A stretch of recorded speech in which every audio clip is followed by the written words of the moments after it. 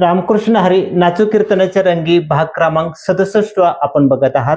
आपल्या मानदेश भूषण सोबत आहेत ते सातारा जिल्ह्यातील मान तालुक्यातील मसवड येथील श्री सिद्धनाथ देवस्थानचे विश्वस्त हरिभाऊ गुरव आहेत.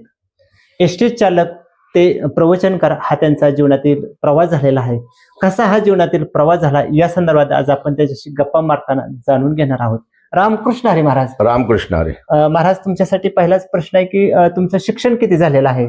माझं शिक्षण प्राथमिक म्हणजे 10वी नापास झालेलं आहे. बरं. 10वी मध्ये सगळेच विषय गेले माझे. बरं. सांगायचं म्हणजे बरं. आणि लहानपणापासून आम्ही आमच्या क्षेत्रामध्ये म्हणजे पुजारी, आम्ही पूर्ण देवाच्या सानिध्यात सतत असल्यामुळं देव देश आणि धर्म याची खूप आवड पहिल्यापासून. बरं. शाळेत होतो तरी मंदिरात शाळेमध्ये पूजा करणे, प्रार्थना, लोकांना प्रसाद वगैरे असं आध्यात्मिक आवड असल्यामुळे शाळेत लहानपणापासून देवाची आवड देव देश आणि धर्म ह्यात आवड झाली. आणि शिवाय तुम्ही पुजारी पण सिद्धनाथ. हो, सिद्धनाथ ते महाराष्ट्रात आज मसवडचा सिद्धनाथ म्हणून ओळखलं जातं. हो, ते कुलदैवतच आहे. कुलदैवत आहे सर्वांचे आणि त्याचे तुम्ही आज पुजारी आहात. खरं तर मानदेश भूषणचा योगायोग आहे की नाचू कीर्तनाच्या रंगीमध्ये आज थेट दोघांचा खरं तर मुलाखतीचा योग आला. महाराज, खरं तर प्रश्न असा आहे की 10वी तुम्ही नापास झाला, सर्व विषय गेले, मग त्यानंतरचा तुमचा प्रवास कसा जीवनातला सुरू झाला? माझ्या जीवनातला प्रवास असा झाला की 10वी नापास झाल्यानंतर घरची परिस्थिती फार नाजुकाची होती. आम्ही 4 भाऊ, 1 बहीण होती. भावांची काय नाव आहे ते? भावांचं मी थोरला हरिभाऊ, माझा धाकटा युवराज म्हणून होता. तो ऍक्सिडेंट मध्ये वारला गेला. नंतर उमाकांत म्हणून 3 नंबरचा भाऊ, 4 नंबरचा चंद्रकांत. आम्ही चौघांच्या मध्ये 1 बहीण होती. काय नाव त्यांचं? अहिल्या नाव होतं त्याचं. बरं. असं तुमचं एकत्रित कुटुंब चौघांचं? 5 माणसांचं. 5 माणसांचं. 5 भावंड तुम्ही? 5 भावंड, आई वडील, आजी आजोबा. मग 10वी ही सर्व विषय गेले, त्यानंतर तुम्ही मग हे 5 कुटुंबातून तुमचा कुटुंबाचा प्रवास झाला. मी थोरला घरामध्ये. थोरले. कसं पुढे झालं मग? पुढे म्हणजे मी 10वी मध्ये सगळे विषय गेले. म्हणजे काय झालं की आम्ही 4 भावंड, लहान लहान सगळे, वडील आर्थिक परिस्थिती नाजूक, त्यामुळे आता बाकीच्या भावांना शिक्षणाचा बाकीचा खर्च वगैरे त्यांचा व्यवस्थित झेपणार नाही म्हणून आपण पुढे शिकण्याचा अर्थ नाही. म्हणजे 10वी झाल्यावर सुद्धा मी पुढे शिकलो असतो, जिद्दी नाही, परंतु परिस्थिती नाजूक असल्यामुळे मी म्हटलं की आपलं काही जीवनाचं हो पण भावांना शिकवायचं, म्हणून मी घरातून बाहेर पडलो. मग मी विचार केला की आता 10वी मध्ये आपल्याला कुठं काय नाही. मी बाहेर असं दुकानात, किराणा मालात कामाला केलं, असं लेबर म्हणून काम केलं, बऱ्याच ठिकाणी काम केलं, पण ह्यातून काही प्रगती होईल असं वाटलं नाही. मग पुन्हा मनाने विचार केला की आपण 10वीच्या वेळेस, त्यावेळेस कसं होतं तर 4वी 7वी पास असं तर एसटी लायसन ड्रायव्हरचं मिळायचं. मग विचार केला की आपल्या शिक्षणाच्या गुणवत्तेनं आपण हे तर कुठं सिलेक्ट होऊ शकत नाही सर्व्हिसमध्ये, यामध्ये तर निदान मोटर धंद्यामध्ये आपण ड्रायव्हरमध्ये आपण जावं. माझी 10वी नापास जरी असलं तरी 7वी पासला लायसन काढता येतं. मग ते कोल्हापूरला मी घाडगे कंपनीत क्लिनर म्हणून किन्नरमध्ये मी 4-5 वर्ष तिथं काढली, कोल्हापूरला महालक्ष्मीच्या तिथं. मग तिथं मी लायसन काढलं. लायसन काढल्यामुळे घाडगे पाटलाच्यात मी ड्रायव्हर म्हणून लागलो कोल्हापूरला. ड्रायव्हर म्हणून लागल्यानंतर मी कोल्हापूर, मुंबई, कोल्हापूर, जमशेदपूर, दिल्ली असं घाडगे पाटलांच्या गाड्या घेऊन मी जायचो, जीपी घाडगे पाटील म्हणून. मग ते सातारला मी आपलं सीटा प्रवासी उचलणे कायदेशीर गुण आहे, पण आता ड्रायव्हर म्हणलं थोडंफार खर्चासाठी करायचं. मग पूर्वी असं स्टँड एवढं मोठं नव्हतं. मग गाडी लावून मी प्रवासी बोलवा गेल्यानंतर तिथं बोर्ड होता की चालक भरती चालू आहे. मग मी तिथं तो फॉर्म घेतला. दिसल्यानंतर म्हटलं नशिबाचे भाग असेल ते. बरोबर. मग ते फॉर्म घेतला, तिथे 4 सीटा घेतल्या. मग पुढे मुंबईला गेलो. मुंबईला गेल्यानंतर मग तो संध्याकाळी ते ट्रान्सपोर्टला गेला, माल खाली केला, तिथं बसून फॉर्म लिहिला तो. आणि तिथून पुन्हा माघार येताना दुसऱ्याचा फॉर्म तिथं एसटीत जमा केला साताऱ्यामध्ये. तिथून मग मला 1 महिन्यानंतर कॉलच आला की बाबा असं असं तुमच्या चालक पदासाठी तुम्हाला बोलवण्यात येत आहे, तुम्ही हजर व्हा. मग मी पुन्हा साहेबांना सांगून 4 दिवस रजा काढून मग मी एसटीत आलो. तिथं माझं म्हणजे एसटी मध्ये माझं सिलेक्शन झालं. ट्रेनिंग वगैरे असतं, ट्रेनिंग वगैरे झालं. मग त्यावेळी माझं वय खूप लहान होतं, अगदी 24-25 वय होतं. मला ते घेतच नव्हते की पटावा मिशन आहे काय नाही, ते काय रिक्षा चालवायचे का काय, मला लहान वयात घेता येत नाही. पण देवाचा अनुभव माझ्या जीवनामध्ये लहानपणापासून शेवटपर्यंत अनेक वेळा देवाचे इतकं सहकार्य भरले, प्रत्येक ठिकाणी तो वेळोवेळी उभा राहिला. आमच्या देवाचे एक भक्त होते तिथं, सावंत साहेब म्हणून ट्रेनिंग इन्स्पेक्टर. मग ते DC साहेब असतात, त्यांच्या पुढे आमची ती टेस्ट होती. त्यात माझी 1 इंच उंची कमी भरायची आणि वय बी माझं म्हणजे वय मी त्यांच्या नियमाप्रमाणे ते नव्हतं. चालक म्हणजे ड्रायव्हर कसा मजबूत पाहिजे, वटाव मिशी बी नव्हती, त्यामुळे ते साहेब नाकारत होते. आमची 40 लोकांची बॅच होती त्यावेळी. मग ते सावंत साहेब जे होते, आमचे भक्त होते, त्यांनी सांगितले की साहेब मुलगा जरी लहान असला तरी उंची वाढू शकते, आला इथपर्यंत ड्रायव्हिंग वगैरे आपण टेस्ट बघूया तर तुम्हाला ड्रायव्हिंग मध्ये उंची वाढू शकते, पण हा व्यक्ती पुन्हा उंची वाढल्यावर या ठिकाणी इथपर्यंत पोहोचू शकत, त्यांची परिस्थिती तशी नाही. बरोबर आहे. मग साहेबांनी ठीक आहे, तर त्यावेळी परमेश्वरी कृपा, साहेबांनी ते मला घेतलं त्या ठिकाणी. मग आमच्या 40 ड्रायव्हरांची बॅच होती. मग आम्हाला 1 महिन्याचं ट्रेनिंग दिलं. ट्रेनिंग दिल्यानंतर मग ते प्रत्येक वेळी मला ट्रेनिंगच्या वेळी हाच प्रश्न यायचा की सगळे असे दाढे मिशावाले मोठे बॉडी ड्रायव्हर असायचे. मी उगे बारकात छोटासा मुला, सगळ्यात लहान मी असायचो. मग आमची त्यावेळी टेस्ट महाबळेश्वरला झाली. महाबळेश्वरला झाल्यानंतर मग बरोबर ते प्रत्येकाला एक 4-2 किलोमीटर टेस्टसाठी फायनल टेस्टला गाडी चालवायला व्हायची. मला नेमकं घाटात माझा नंबर आला. केळघर घाटातून महाबळेश्वरला जायला मेढा केळघर मार्गे, त्यावेळी मेढा वगैरे डेपो नव्हता. मग घाटातून जाताना आणि मोठ्या चढावरतीच तिथं प्रत्येकाने 5 मिनिटं, मग साहेब अधिकारी हुशार असेल, तुम्हाला पास करायचं म्हणजे ते एकदम परफेक्ट टायमिंग पाहिजे. बरोबर. हे काय प्रवासी काय मालाची गाडी नाही, मालाचं नुकसान झालं आपण भरून देऊ शकतो, जीवाचं नुकसान आपण भरून देऊ शकत. बरोबर आहे. मग त्यामुळे ते करेक्ट पूर्वी फार कडक असायचं. मग त्याने ते घाटामध्ये मग त्यांनी माझं नाव कोरलं, बाबा गुरु कोण आहे त्यांनी या टेस्टला.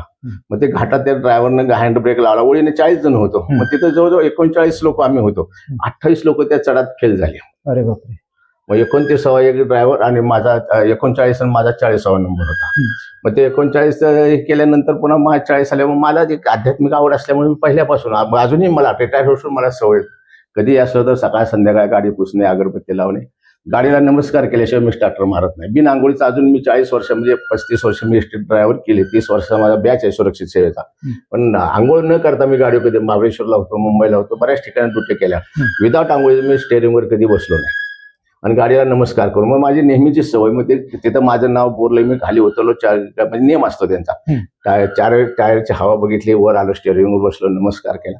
आणि ते 28 ड्रायव्हर कसे फेल झाले की ती घाट चढ इतका मोठा होता की पहिल्या गेअरमध्ये गाडी ते सगळे उचलायचे, ते बंद पडायची गाडी. मग नेम कसा आहे की पहिल्या गेअरमध्ये एक स्पेशल घेर असतो, स्पेशल, हे कुणाच्या लक्षातच आलं नाही. म्हणजे लक्षात आलं नाही का वेळ टायमिंग कसं असेल ते. पण मला परमेश्वर कृपेने त्यावेळी मला बुद्धी सुचली का स्पेशल घेर चढात ही गाडी प्रश्न उचलणार नाही. मग मी स्पेशल घेर टाकला. त्या ठिकाणी पूर्वी आमच्याकडे अशी काळीच पेटी खाली टायरच्या मागच्या बाजूला ठेवायची. काळीच पेटी जर मोडली, गाडी थोडी जर मागं सरली, काळीच पेटी मोडली की तुम्ही फेल. काळीच पेटी न मोडता तुमची गाडी पुढे गेली पाहिजे चढात. मग ते मला ते स्पेशल घर, मला एक परमेश्वरी कृपा, मला तिथे साक्षात झाला ना. स्पेशल घेर टाकल्यानंतर 1 इंच नव्हतं, 1 इंच सुद्धा गाडी मागे सरली नाही का, अर्धा इंच सुद्धा. तशी गाडी स्पेशल घेरनं घाटातनं उचलली. आणि 40 मुलांमध्ये फक्त आम्ही 2च मुलं पास झालो. एक महाबळेश्वरचा एक माझ्याबरोबर होता लावण म्हणून, आणि मी सातारा म्हणजे मसवडमधला मी गुरव म्हणून. मग ते 40 मुलांचा आमचे निकाल झाला त्यावेळी ते फक्त 2च मुलं पास झाले. तर डीसीने स्वतः त्यावेळी माझ्या पाठीवर थाप टाकली की 1 इंच उंची कमी होते ना. बरोबर आहे की. मग त्याने माझ्याकडे अजून त्यांचं सर्टिफिकेट आहे, गुड एक्सपिरियन्स ड्रायव्हिंग, साहेबांनी त्यावेळी दिलेलं. वय तर लहान, उंची कमी होते, एक परमेश्वरी कृपा. मग तिथून मला ते म्हणजे ह्याच्या अगोदर भरपूर साक्षात्कार द्यावायचे. मग मी एसटी मध्ये सर्व्हिसला लागलो. मी लागल्यानंतर मग मला वाटलं माझ्या भावाला घ्यावं, 7वी पास, माझ्या पाठचा भाव होता. मग तो लायसन वगैरे काढलं सगळं, ऍक्सिडेंट मध्ये तो वारला. महाराज, खरं तर प्रश्न असा आहे की दुसरा की पहिलं पोस्टिंग म्हणजे पहिली सुरुवात एसटी ड्रायव्हर म्हणून कुठं झाली, म्हणजे आपल्या जिल्ह्यातच झाली ना ते? हा, ते डिव्हिजनवर असतं. कुठे झाली मग तुमची ते? मग आमचं डिव्हिजन सातारा होतं. सातारा डिव्हिजन मध्ये पहिल्यांदा माझं पास झाल्यानंतर मला कोरेगाव दिलं त्यानं. 81-87 7 वर्ष मी कोरेगावला होतो. मग नेहमी असतं परमनंटला दुसरीकडे बदली होती. मग 87ला परमनंट झाल्यानंतर 88ला माझी महाबळेश्वरला बदली झाली. 88-89 मग मी महाबळेश्वरमध्ये ड्युटी केली. पुन्हा 90ला मी रिटर्न सातारला आलो डिव्हिजनला. त्यावेळी सातारला सिटी बस होत्या. बरोबर. सिटी बसला 89ला गेलो. परत 90ला मी कोरेगावला रिटर्न आलो. कोरेगाव आल्यानंतर मग वडील जास्त आजारी होते, सिरियस होते. मग ते अर्ज वगैरे विनंती करून मी दिले. त्यानंतर मग माझी बदली देवडी डेपोला. वडील जास्त सिरियस होते. साहेबांना विनंती, त्यांचं डॉक्टर सर्टिफिकेट वगैरे दाखवलं. मग त्यांनी दहिवड्यामध्ये माझी पूर्ण सर्व्हिस 25 ते 27 वर्ष माझे दहिवडीलाच झाले. महाराज, खरं तर प्रश्नच असा आहे की आपण बघतोय ड्रायव्हर म्हटलं का लोकांचं बघण्याचा दृष्टिकोन असतो. बरोबर आहे. आणि त्यातल्या त्यात म्हणजे ड्रायव्हर म्हटलं का प्रश्न येतो की एका बाजूने असतात सगळ्यात. पण असं कसं मनात आलं की आता आपण तुळशीची माळ गळ्यात घालावी, कसा त्या प्रसंगाला तुम्ही सामोरे गेला? तुळशीची माळ तर गळ्यात घातली, शक्यतो ड्रायव्हर आणि वारकरी संप्रदायाचं जुळत नाही. पण तुम्हाला एक कसं ते परमेश्वराच्या कृपेने ते जुळलं काय कळालं नाही? किती साली तुम्ही माळ तुळशीची घातली गळ्यात? मी जवळजवळ माणसं मी 81 ते 87 ज्यावेळी मी 88-89ला परत कोरेगावला आलो. कोरेगावला आल्यानंतर मला कोरेगाव पंढरपूर यात्रा आषाढी वारीची मला ड्युटी लागली, म्हणजे जाता स्पेशल गाड्या. मग त्या ठिकाणी अजून मला आठवतं की तुमच्या विसापूर पशे ते हे कंडक्टर होते माझ्या जाधव म्हणून. मग ते जाधव कंडक्टर होते. मग मी जादा स्पेशल गाडी घेऊन चाललो होतो आणि मग कोरेगाववरनं ओडूजला आलो. ओडूजवरून मग आम्ही असं खाली मसवड पंढरपूर जाणार. कोरेगावात आम्ही गाडी असे रिव्हर्स मी घेत असताना आता तो कंडक्टर जाधव होता, त्याच्याकडे शिट्टी नव्हती. म्हणले अरे आपण ड्युटी व्यवस्थित केली पाहिजे, गर्दी टाइम तू शिट्टी घे. नाही म्हटलं त्यापेक्षा काय माझं मोठं वजन आहे म्हणलं, ते घे ना ते शिट्टी, ते हाताने शिट्टी वाजव काहीतरी कर असा प्रकार. मग ते कोरेगावात आल्यानंतर मी रिव्हर्स गाडी घेत असताना तो पत्रा वाजवत होता असं, नाही आत बसून तो बेल वाजवत होता आणि नेमकी लाईन चेकिंगची माणसं तिथं होती. मग त्यांनी ते गाडी माग घेतली गेली की गाडी पिशवी पळत आली.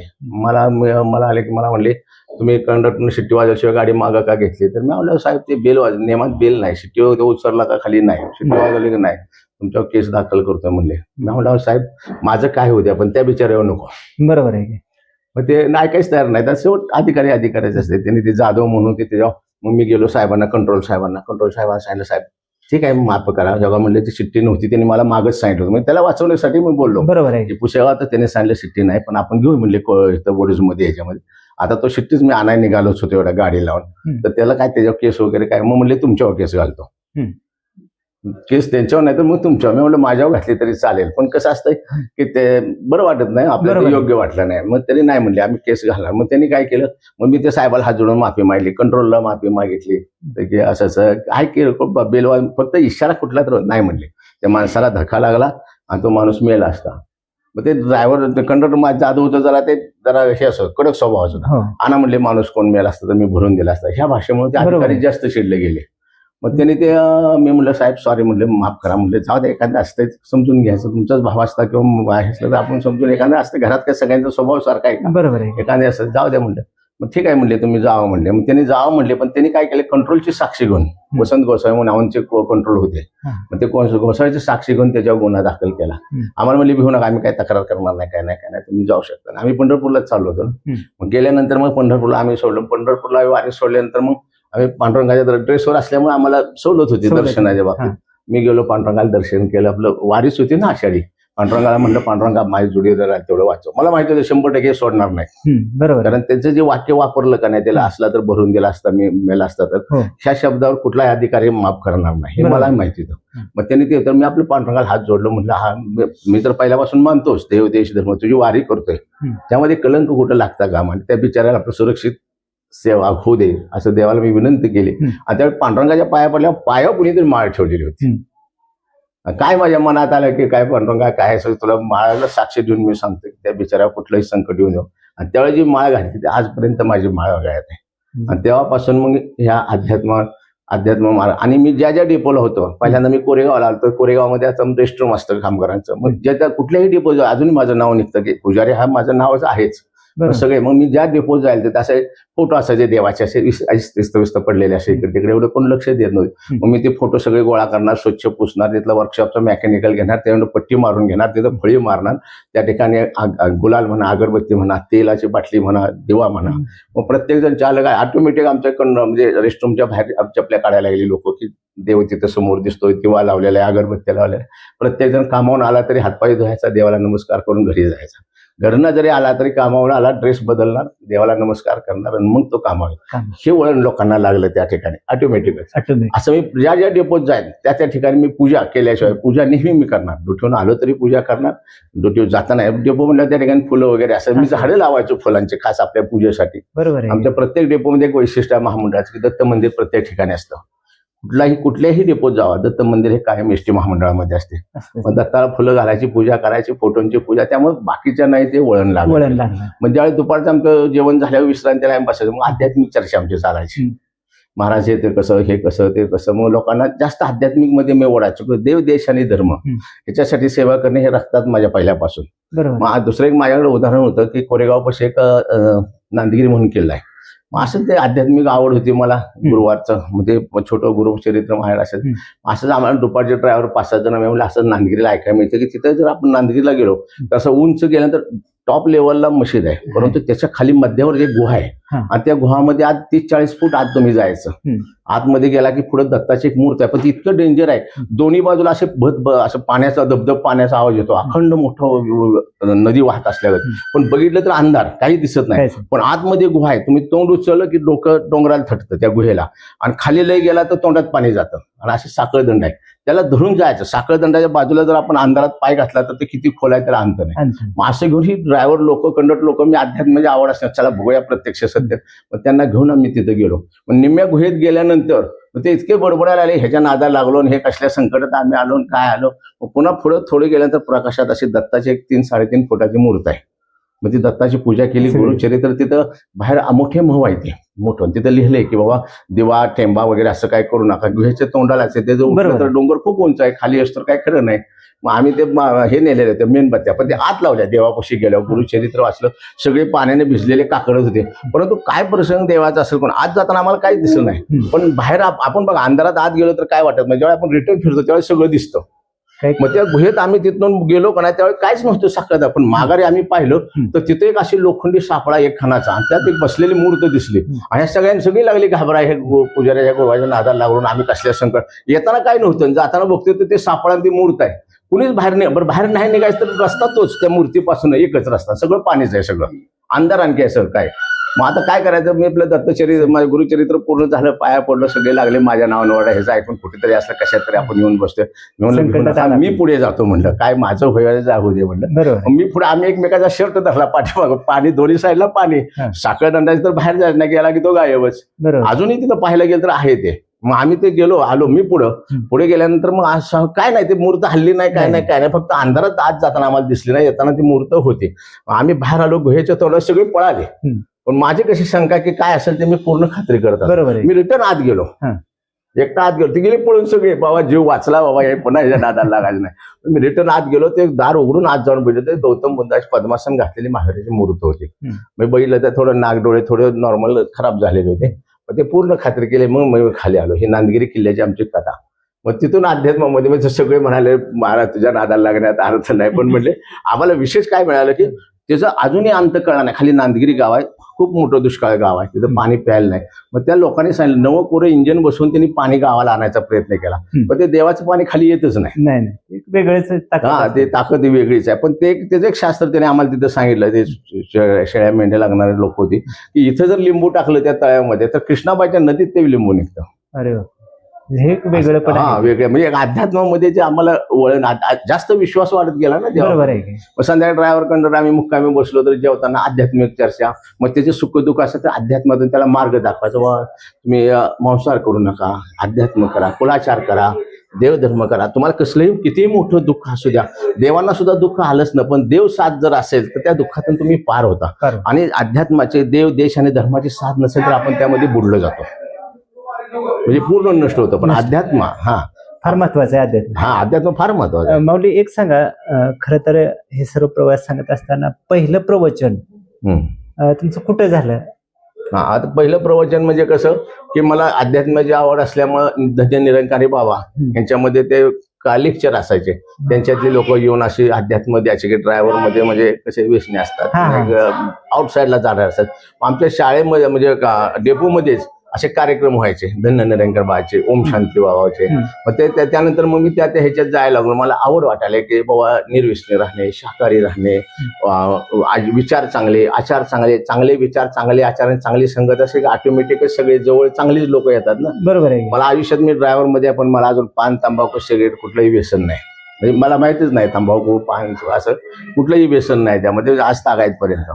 बरोबर आहे की रिटायर झाल्यानंतर आता कसं जेवायला वगैरे गेलो कुठं जरा वेळ असेल तर क्वचित पान खातो कधीतरी, पण तंबाखू हा असला विषय नाही. आता तंबाखूचं मला ड्रायव्हर मध्ये पुन्हा लागलं, रात्रीचं आम्हाला जागायला लागायचं ना, नाईट ड्युटी वगैरे करायचं, तंबाखूची मला सवय पुन्हा लागली. पण ते कधी सकाळ संध्या 2 टाइम पण कंपल्सरी. मग ते दिवसभर गठुळं वागवायचं ते न वाटायचं. मग काय झालं, ते गठुळं दिवसभर वागवायचं 2 टाइम खाण्यासाठी ते मग पुन्हा मागून खायची सवय लागली. ती कुठं गठुळं वागवायचं, मग कुणी तंबाखू आहे का, मग 1-2 टाइम मागायचे. मागलं तर मग मी एकदा मुंबई गोंदवले ड्युटी घेऊन, पुणे म्हणजे कोरेगाव गोंदवले हे दहिवडी ड्युटी होतो, मग दहिवडी गोंदवले ड्युटी घेऊन गेलो. येताना बंदोले महाराजांचे पौर्णिमेमध्ये खूप गर्दी होती. मग माझं पहिल्यापासून सहकार्य असं, मी शाळेतील मुलं, मला फक्त पुढं मी कायद्याचं उल्लंघन केलं नाही असं नाही, आम्हाला कॅबिनमध्ये कोणाला घ्यायचं नसतं, पण मुलं शाळेतनं मुलं खाली राहायचे, मुली राहायच्या, सकाळपासून उभा राहायच्या, त्यांना गाड्या मिळायच्या नाहीत. अक्षरशः मला फक्त पुढं माझं डोळं असं काचच दिसायची, एवढी मुलं आणि मुली माझ्या भोवत्यात. अजून माझ्या ड्रायव्हिंगमध्ये गाडीमध्ये जे क्लास 1 ऑफिसर झालेले मुलं मुली आहेत ते मला ओळखतात की तुम्ही मला ओळखलं, तर मी नाही म्हणतो अहो तुमच्या गाडीतनंच मी आलो म्हणून साहेब झालो म्हणजे. माझी नेहमी गाडी अर्धा तास 15 मिनिटं लेट असायची.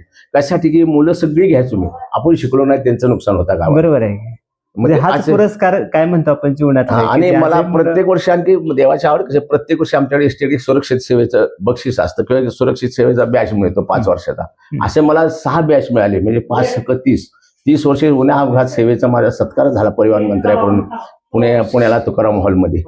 आणि त्या ठिकाणी तुकाराम हॉलमध्ये सत्कार झाला, त्या ठिकाणी परिवहन मंत्र्यांकडून आमचा सत्कार झाला. मंडळीला शाल, श्रीफळ, नारळ, मला तिला साडी, मला 25,000 रुपयाचं बक्षीस आणि शाल, श्रीफळ, नारळ असं मला आमचं तुकाराम हॉलला परिवहन मंत्री ज्यावेळी सुधाकर परिचारक होते, बोर्ड मेंबर, एसटी महामंडळाचे अध्यक्ष होते त्यावेळेला, त्यांच्याकडून आमचा पुण्याला सत्कार झाला. त्याच्यानंतर माझं वाहन परीक्षक म्हणून माझं निवड झाली. देवाची पूजा होती मला, नाथांची, देवाचे चमत्कार तुम्हाला सांगतो. मला की आमच्या आयुष्यात पिढ्यात एकदाच येतं, म्हणजे आमच्या आजोबाला 36 वर्षांनी देवाची सेवा आली 1 वर्ष, वडिलांना 36 वर्ष आली, वडिलांनंतर 36 वर्षानं पुन्हा मला सेवा आली.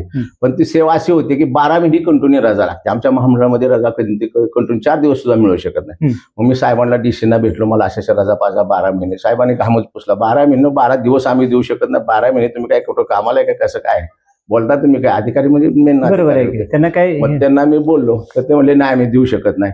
मग म्हणलं मग मी राजीनामा देणार, शेवट देव देश आणि धर्म. आज मी नोकरी करतोय, ड्युटी करतोय, त्यात परमेश्वराच्या जीवावर होत्या, माझी बायका, पोरं, लेकरं त्याच्या सानिध्यात.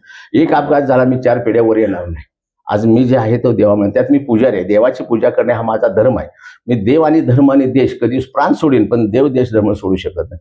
मग म्हणले पर्याय नाही, तुम्हाला राजीनामा द्यावा. ठीक आहे साहेब, माझी तयारी आहे म्हणजे राजीनामा द्यायचा. मग राजीनामा द्या म्हणले तर मी आपलं तयारी ठेवली, आपला राजीनामा द्यायचा आणि आपलं सेवेला हजर राहायचं. मग कॅबिनच्या बाहेर जाऊन मी दरवाजा उघडणार, एवढं काय साहेबांना परमेश्वरी कृपा. साहेब म्हणले गुरु महाराज म्हणले तुम्ही माघार या. पुन्हा त्यांनी माघार या.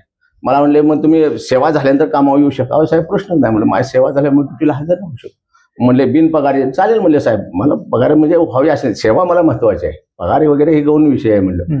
म्हणले ठीक आहे म्हणले बिनपगारी तुम्हाला, पण तुम्ही 3 महिन्याने काम करून 1 दिवस काम करायचं, 3 महिने रजा घ्यायची, 1 दिवस पुन्हा तुम्हाला 3 महिने. अहो साहेब म्हणलं माझं सेवाच असेल, एकदा मी ताब्यात घेतलं तर 1 सेकंद मी गावाच्या बाहेर जाऊ शकत नाही, एसीच्या बाहेर जायचं नाही, केस दाढी काढायचं नाही, आई वडील बाप बहीण असेल मंदिरामध्ये 24 तास माझी सेवा असते, त्यामुळे मी 1 दिवस नव्हे 1 सेकंद मी बाहेर येऊ शकत नाही. मग साहेब म्हणले मी देऊ शकत नाही.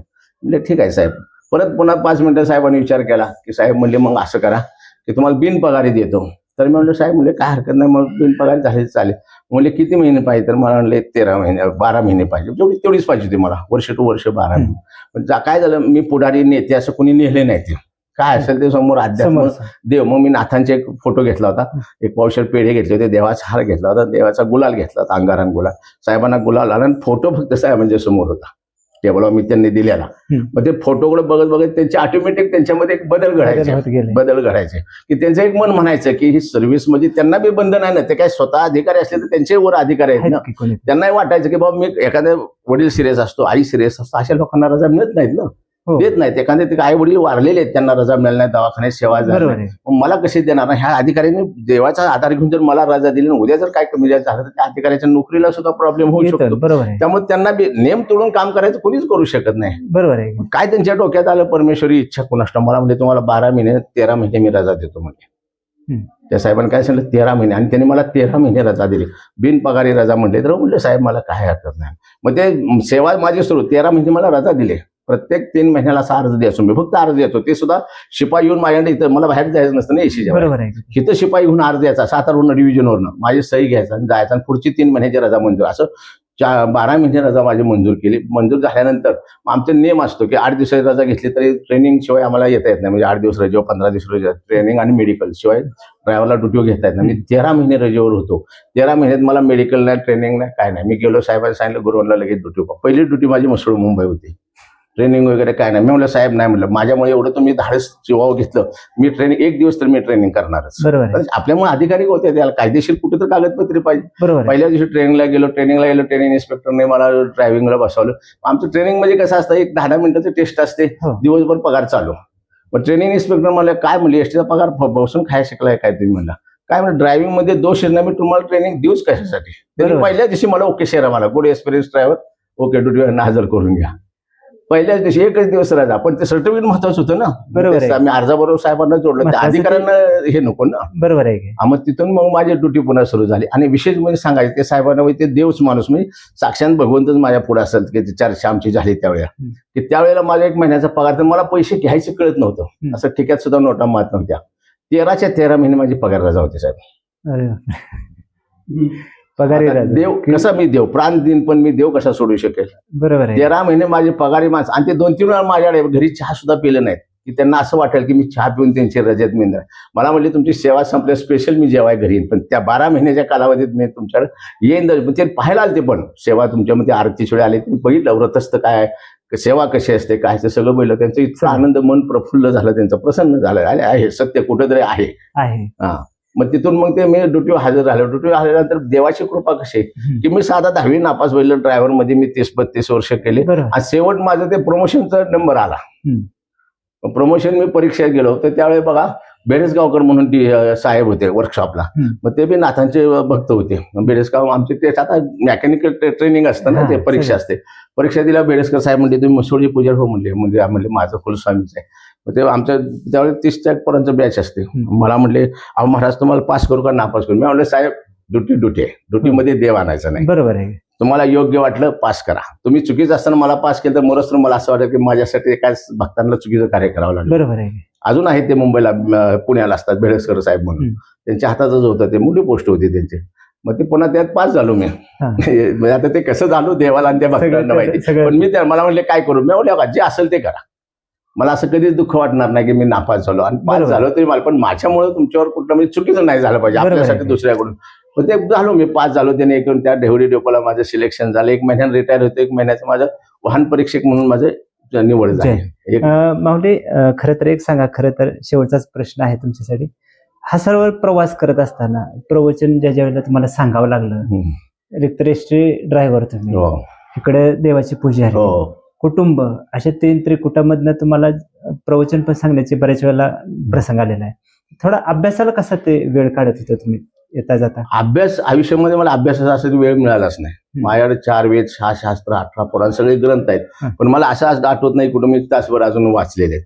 जीवनामध्ये येणारे अनुभव.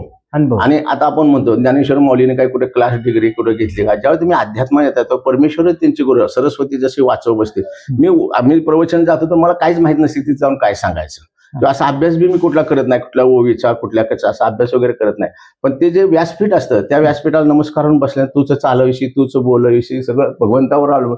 पण इतकं मग आम्ही एसटी मध्ये मी चर्चा करायचो, किंवा आता पुजारी असल्यामुळे भक्तां लोकांशी चर्चा करायचो, मित्र असले भक्त, मग ते बरेच लोक म्हणायचे अरे तुम्ही ड्रायव्हर चुकीन झाला, तुम्ही कीर्तनकार प्रवचन करायचे, तुम्ही मुख्याध्यापक पाहिजे, तुम्ही लेक्चर कॉलेजचे पाहिजे, असे बरेच जणांच्या बोलण्यातून यायचं इतकं तुम्ही मार्गदर्शन करता छान तुम्ही. मग ते मनानं घेतलं की आला ज्ञान हे वाटल्यानं वाढतं, बरोबर, आपण ठेवून वाढणार नाही. मग ते धन्य निरंकारी बाबा किंवा प्रजापती ब्रह्माकुमारी ह्याच्यामध्ये मी राजस्थानला मधुबनला मी 5-6 वेळा जाऊन आलेलो आहे. मी निरंकारी बाबांच्या ह्याच्यामध्ये बी मी बरेचशी सेवा केलेली आहे. पण गावामध्ये आमचे मंदिर आहेत असे, म्हणजे सप्ताह वगैरे असतात, त्या सप्ताह पुळकुटी म्हणा, रावत म्हणा, गंगोती म्हणा, बाळवणी म्हणा, या ठिकाणी किंवा भक्त लोकांची गावं असतात. महाराज मग तुम्ही या की असं तुम्हाला आमचा सप्ताह आहे तुम्ही या. मग मला मी कराडला वगैरे सातारा ह्या भागात बऱ्याच ठिकाणी जाऊन प्रवचन, मग मला एक आवड कशी लागली की लोकांना ज्ञान दिल्याने ज्ञान वाढते, आणि आपल्या लाखो हजारो लोकांमध्ये आपण ज्ञान दिलं त्याला एकाच जीवन सुधारलं तर आपल्या जीवनाचं सार्थक झालं. प्रसिद्धी आणि पैसा ह्यासाठी मी आयुष्यात कधी काम केलेलं नाही. प्रसिद्धी भगवंत देवानं दिल्यावर संपत नाही, आपण गोळा करून पुरत नाही, हे माझं पहिल्यापासून ध्येय असतं. बरोबर आहे. महाराज अजून एक प्रश्न आहे की खरं तर तुम्ही सर्व क्षेत्रात काम केलेलं आहे, पण एक सामाजिक क्षेत्रात आध्यात्मिक क्षेत्रात काय थोडक्यात काय सांगताल या कामाबद्दल? सामाजिक क्षेत्रात म्हणजे मी आमचे वडील होते, म्हणजे आमचे देवस्थान ट्रस्ट मध्ये विश्वस्त आहे. मी चेअरमन, आमच्याकडे 9-10 वर्षाला माझ्यावर चेअरमन नंबर येतो. मग वडील वारल्यानंतर मग आमचा नेम आहे की वंशम परंपरा ट्रस्ट आहे सिद्धनाथ मंदिरात, की वडील वारल्यानंतर त्या ठिकाणी थोरला मुलगा. मग मी त्यावेळी सर्व्हिसला होतो. आपण ही जबाबदारी पेलतोय का नाही पेलतोय, पण देवावर विश्वास असल्यानंतर वडिलांनंतर जागा रिक्त राहता का मला, ही बी आपल्या घराला कमी पण आहे ना. बरं. मग त्या ठिकाणी मी वडिलांच्या जागेमध्ये देवस्थान ट्रस्ट मध्ये विश्वासाचं काम करायला होतं. विश्वासाचं काम मोठमोठे अधिकारी म्हणा, मंत्री म्हणा, ह्या लोकांशी संपर्क आला. तहसीलदार म्हणा, प्रांत म्हणा, कलेक्टर म्हणा, मोठमोठे कोर्ट म्हणा, जिल्हा कोर्ट म्हणा, तालुका कोर्ट, हायकोर्ट म्हणा, हे सगळ्या लोकांच्या संपर्कात आलं. मग मंदिरात आले की आम्ही ऑफिसमध्ये बसायचो, देवाचं मग आध्यात्मिक माहिती सांगायचो. मी माहिती सांगली त्या लोकांना इतकं खूप महाराज इतकं तुम्ही छान. म्हटलं मला महाराज कशाला होते का, मी महाराज वगैरे कोण नाही, म्हणजे सत्य तेच मी सांगायचो. बरोबर आहे. पण त्यांना इतकं हे वाटायचं की माझ्याकडे आता ते कोर्ट वगैरे येतं, कितीतरी कोडीची कोर्ट आले, मुंबई हायकोर्ट आले, पोलीस स्टेशन आहे, तहसीलदार, प्रांत, ते त्या मंदिरामध्ये दर्शन झालं की मी 5-10 मिनिटं ऑफिसमध्ये आपली चर्चा करायचो अध्यात्मिक. मग त्यांना जे मी जीवनामध्ये मार्गदर्शन करायचं, आहार कसा असावा, संगत कसे हवे, विचार कसे असावं, आचार कसा असावा, आणि संतती आणि संपत्ती हे दोन्हीचा त्यांना फरक सांगावा. पैसा कमवाय अक्कल लागत नाही, लक्ष्मी कमवाय तुम्हाला सुख देते ती लक्ष्मी असते. पैसा दुःख देतो, बरोबर आहे. थोडा असावं पण समाधानी असं. ठेविले आनंद तैशीर आहे चित्त समा. भगवंताने काय सांगितलं, देवाने सांगितलं किती गोळा कर, वर येताना काय आणायचं नाही. मग त्यासाठी पुन्हा मुलांच्यात भांडणं, प्रॉपर्टी, म्हणजे सगळं मर्यादित आहे, समुद्र मर्यादित आहे. बरोबर. पोट आहे, पोटात काय महिन्याचं खातोय का, कशाला जास्त. एक टाइम मिळालं, परमेश्वरी कृपा, इच्छा भरपूर झाली. अंगाला कपडा, 10 ड्रेस काय एकदम घालणार, 4 गाड्या आहेत एकदम, 4 झालं नाही, 10 बंगले आहेत, झोपणार आहे एकदम, किती लागते. आणि त्याने आधीच सोय केल्या. ज्याचा त्याच्यावर विश्वास आहे तो कधी दुःखी नसतो, आणि ज्याचा त्याच्यावर विश्वास नाही तो खूप दुःखी असतो, तो कधीच सुखी होऊ शकत नाही. हे अध्यात्मातलं 1 नंबरचं अनुभव आहे माझा. महाराज, खरं तर शेवटचाच प्रश्न आहे आता. म्हणजे खरं तर एसटी चालक म्हणून तुम्ही काम केलेलं, त्याच्यावर क्लीनर काम केलेलं आहे. हो, म्हणजे काय म्हणतात, गाडी पुसण्यापासून गाडी चालवण्यापासून आज तुम्ही, आणि म्हणजे पुजारी आहेत, वेगवेगळ्या ठिकाणी तुम्ही काम केलेलं आहे. संपूर्ण क्षेत्रामध्ये अक्षय देवस्थानचं विश्वस्त म्हणून काम केलेलं आहे. पण जे तुमचे आता एसटी चालक आहेत, क्लीनर आहेत, ट्रक ड्रायव्हर असतील, किंवा त्या क्षेत्रात काम करणारे आहेत, त्या पार्टच्या भागात म्हणजे ड्रायव्हिंगच्या क्षेत्रातल्या त्या भागातल्या लोकांना आध्यात्मिक या नात्यातून किंवा प्रवचनकार या नात्यातून काय सल्ला द्याचाल?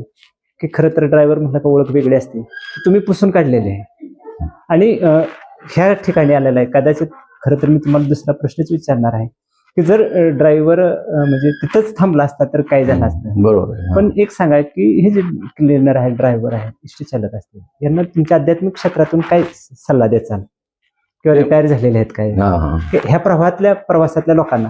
बरोबर आहे. कसं असतं काही आज सर्वांना मी सांगेन, तुम्ही प्रवास डोळ्याने बघितलं, प्रत्यक्ष अनुभवलेलं आहे बँके सगळं. आता मी सांगितलं क्लीनरमध्ये इतकी अवस्था बेकार असते की ड्रायव्हर सांगेल ते करायचं.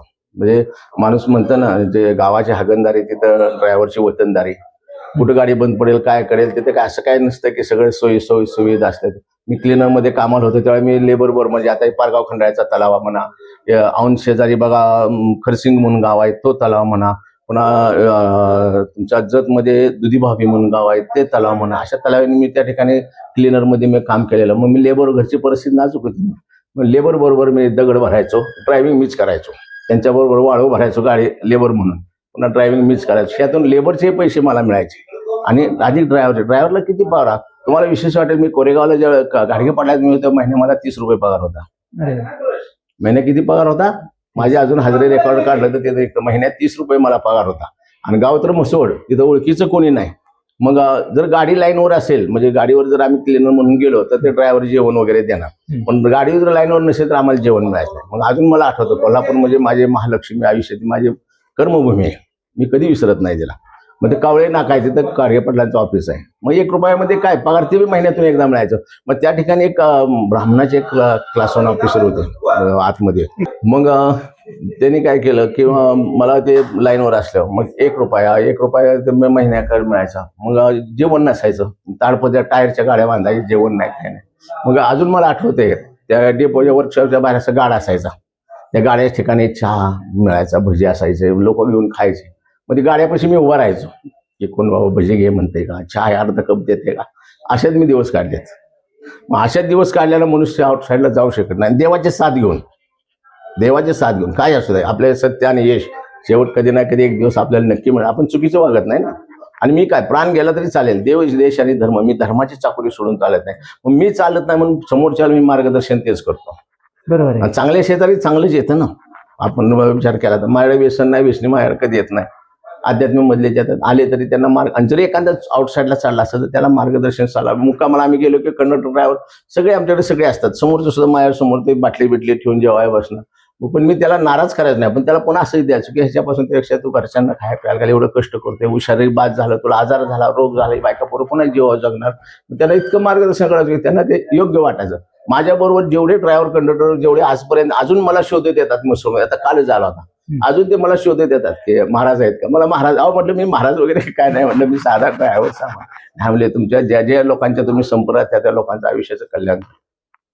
महाराज खरं तर शेवटचाच प्रश्न आहे आणि मुलाखत संपवतोय. ज्यावेळेला मुलाखतीला सुरुवात केली होती त्यावेळेला थोडं तुम्ही भावनिक झालेला होता, थोडस जाणवलं. काय कारण असावे की भावनिक होण्याचं? भावनिक म्हणजे देवावर पहिल्यापासून विश्वास ठेवत आलो. प्रत्येक ठिकाणी भगवंतांनी मला न्याय दिला, माझ्यावर अन्याय कधी झालेला नाही. काही असू द्या, साम दाम दंड, आर्थिक असू द्या, मानसिक बळ असू द्या, काही असू द्या, घराकडे माझ्या असं कोणीही कोणाचाही आधार नव्हता. वडील थोडे थोडे भाव ऍक्सिडेंटमध्ये वारल्या, व्यसनी झाले, पूर्ण परिवार माझ्या जीवावर अवलंबून, बहीण, 3 भाऊ, कसं सगळं चालवायचं अवघड होतं ना. तरी सुद्धा देवावर खूप विश्वास, आणि देवानं माझ्या बाबतीत कधीच अन्याय केलेला नाही. मला प्रत्येक ठिकाणी न्याय, लेट असू द्या पण लेट मला न्याय मिळत गेलं. आणि देवाच्या आशीर्वादाने आज जे मी काय, माझी मुलं सगळी सर्व्हिसला आहेत, सुना सर्व्हिसला आहेत, मी स्वतः सर्व्हिसला आहे. आणि पैसा हे सर्वस्व नाही जीवनामध्ये. पैशानं सुख मिळालं असतं तर देव आज सर्वांनी मोठमोठ्या लोकांनी देव घरात ठेवले असते. भक्तीमध्ये ताकद आहे, आणि ती भक्ती माझी इतकी भक्ती की प्रत्येक ठिकाणी देवाचे अनुभव येईल. ज्या ज्या लोकांना मी सांगितलं, ज्यांनी श्रद्धेनं ते ऐकलं आणि आचरणात आणलं, त्या लोकांचं सुद्धा कल्याण झालं. ते लोक मला अजून हजारो लोक मला भेटा येतात, कुठेही असं तर मला फोन येतो. अजून मी ज्या ज्या डेपोला माझी बदली त्या त्या डेपोला अजून पूजा चालू आहे. मी दुसऱ्या डेपोला बदली झालो तर ते परंपरा पुढे चालवायला लागले, कारण मी अध्यात्म ज्ञान दिल्यामुळे तिथे कोणतरी एक माझी अशी आवडती मुलं तयार झाली. आणि महाराज नाही ते पण आपण ते करायचं, आणि त्यांना ते अनुभव यायला लागले. खरंय, व्यसनं सुटली लोकांची, कुटुंबाची प्रेम वाढत गेलं, त्यांना वाईट लोकांपासून संगत तुटत गेले. त्यामुळे ते अध्यात्मामध्ये सगळ्यांचं कल्याण होत गेलं. मग मी कुठल्याही डेपोला तुम्ही जाऊन विचारलं, गुरु ड्रायव्हर कसे होते, अहो महाराज म्हणते, माऊली माऊली म्हणते मला. खरं तर हेच खरं तर भावनिकेचं कारण होतं. खरं तर नाचो कीर्तनाचे रंगी या भागामध्ये खरं तर आपण दीर्घ मुलाखत महाराजांची ऐकलेली आहे. विविध प्रश्नांची उत्तर खरं तर महाराजांनी दिलेली आहेत. महाराजांना मानदेश भूषण परिवारातर्फे मनपूर्वक धन्यवाद. रामकृष्ण. रामकृष्ण हरी.